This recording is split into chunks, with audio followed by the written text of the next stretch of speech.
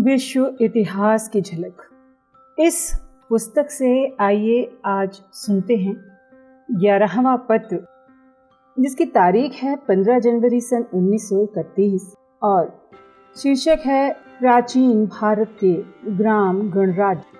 प्राचीन इतिहास का अपना निरीक्षण हम कैसे आगे बढ़ाएं? मैं हमेशा सीधा रास्ता छोड़ देता हूं और पगडंडियों में भटक जाता हूं।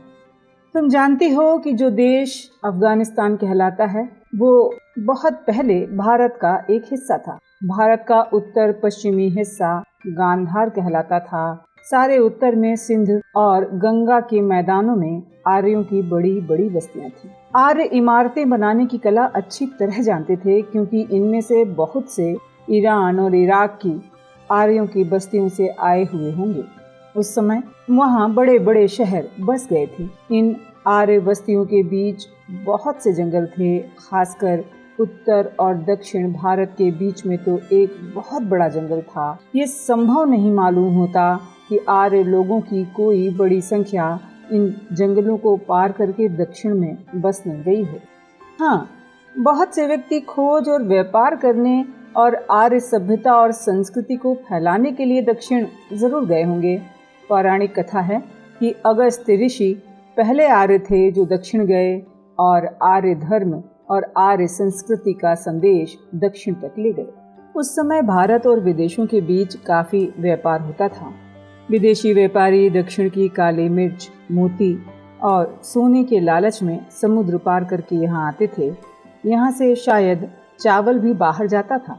बाबुल के पुराने राजमहलों में मालाबार का सागवान मिला है। आर्यों ने भारत में धीरे धीरे अपनी ग्रामीण प्रणाली का विकास किया। इस प्रणाली में कुछ पुरानी द्रविड़ ग्राम प्रथा का और कुछ आर्य विचारों का मेल जोल है। ये गांव करीब करीब स्वतंत्र होते थे और चुनी हुई पंचायतें इन पर शासन करती थी। कई गांव या छोटे कस्बों को मिलाकर उन पर एक राजा का सरदार राज करता था, जो कभी चुना हुआ होता तो कभी पुश्तैनी। सड़कें, धर्मशालाएं, सिंचाई के लिए नहरें या इस प्रकार की सामुदायिक चीजें जो सब लोगों के फायदे की होती थी, अक्सर गांव के अनेक समुदाय एक दूसरे से सहयोग करके बनाया करते थे। ये भी मालूम होता है कि राजा यद्यपि राज का प्रमुख होता था, लेकिन मनमानी नहीं कर सकता था। उसकी प्रजा उस पर जुर्माना कर सकती थी और उसे गद्दी से उतार सकती थी। राजा ही राष्ट्र है, ये सिद्धांत यहाँ नहीं माना जाता था। इस तरह आर्य बस्तियों में एक प्रकार का लोकतंत्र पाया जाता था, यानी आर्य प्रजा शासन पर कुछ हद तक नियंत्रण रख सकती थी। लेकिन हमें यह नहीं भूलना चाहिए कि लोकतंत्र सिर्फ आर्य वंश के लोगों के लिए था, उन गुलामों या उन लोगों के लिए नहीं था जिन्हें इन्होंने नीच जाति का ठहरा दिया था। ना लोकतंत्र था, ना आज़ादी। जात पात की प्रणाली और उसके आजकल जैसे अनगिनत भेद उस जमाने में नहीं थे। उस समय तो भारतीय आर्यों में समाज के 4 भेद या वर्ण थे: ब्राह्मण यानी विद्वान, पुरोहित और ऋषि मुनि, क्षत्रिय यानी राज करने वाले, वैश्य यानी वाणिज्य और व्यापार करने वाले, और शूद्र यानी मेहनत मजदूरी करने वाले। इस तरह यह जातिगत पेशे के आधार पर था। आर्य लोग इतने अभिमानी और घमंडी थे कि दूसरी जातियों को नीची निगाह से देखते थे और नहीं चाहते थे कि उनकी जाति के लोग दूसरी जाति के लोगों से घुल मिल जाएं। जाति के लिए संस्कृत में वर्ण आता है, जिसका अर्थ है रंग। इससे ये भी प्रकट होता है कि बाहर से आने वाले आर्य भारत के मूल निवासियों से गोरे थे। इस तरह हमें ये बात ध्यान रखनी चाहिए कि एक तरफ तो आर्य लोगों ने श्रमिक वर्ग को दबा रखा था और उसे लोकतंत्र में हिस्सा नहीं दे रहे थे। दूसरी तरफ उन्होंने अपने लिए बहुत ज्यादा आज़ादी रखी थी। आज़ादी इस स्तर तक कि यदि कोई शासक अनुचित व्यवहार करता तो उसे हटा दिया जाता था। आमतौर पर राजा क्षत्रिय होते थे, लेकिन कभी कभी लड़ाइयों या अन्य संकटों के समय नीच से नीच जाति का आदमी भी यदि योग्य है तो राजगद्दी पा सकता था।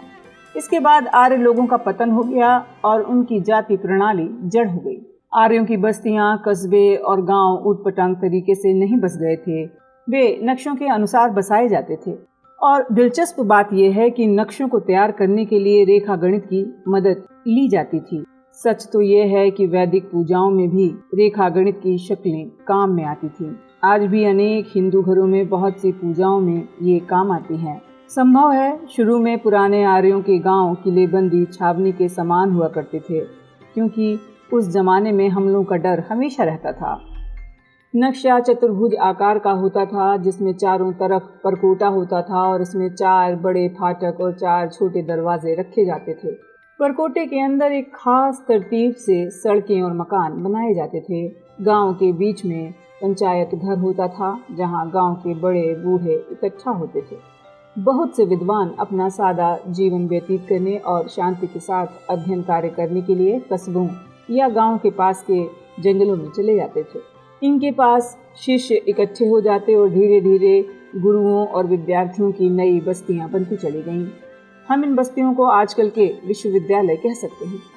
इन जगहों पर कोई शानदार इमारत तो नहीं होती थी, लेकिन जिनको ज्ञान की तलाश होती थी वो बड़ी बड़ी दूर से विद्या अध्ययन के इन केंद्रों में आया करते थे। हमारे घर आनंद भवन के सामने भारद्वाज आश्रम है।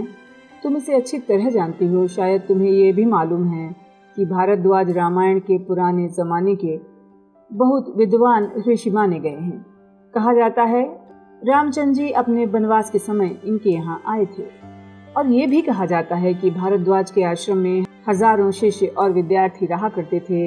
यहाँ एक अच्छा खासा विश्वविद्यालय रहा होगा और भारद्वाज उसके आचार्य रहे होंगे।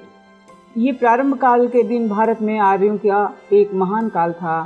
दुर्भाग्य से इस काल का कोई इतिहास नहीं मिलता और उसके लिए हमें अनैतिहासिक ग्रंथों पर भरोसा करना पड़ता है।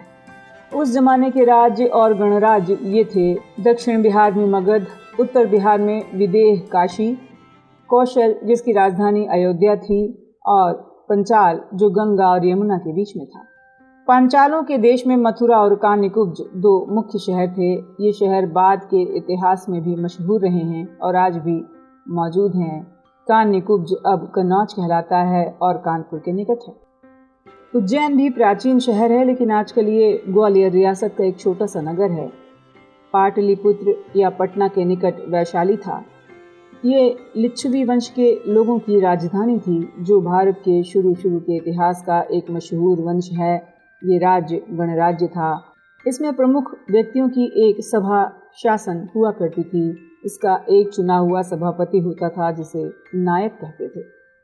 समय के गुजरने के साथ बड़े बड़े कस्बे और शहर बनते गए, व्यापार बढ़ा और कारीगरों की कला और दस्तकारी ने भी उन्नति की। जंगल के आश्रम बड़े बड़े विश्वविद्यालय बन गए।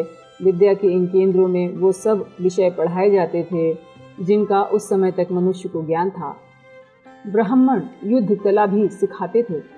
तुम्हें याद होगा महाभारत के पांडवों के गुरु द्रोणाचार्य ब्राह्मण थे, जो उन्हें अन्य विषयों के साथ साथ युद्ध कला की शिक्षा भी देते थे।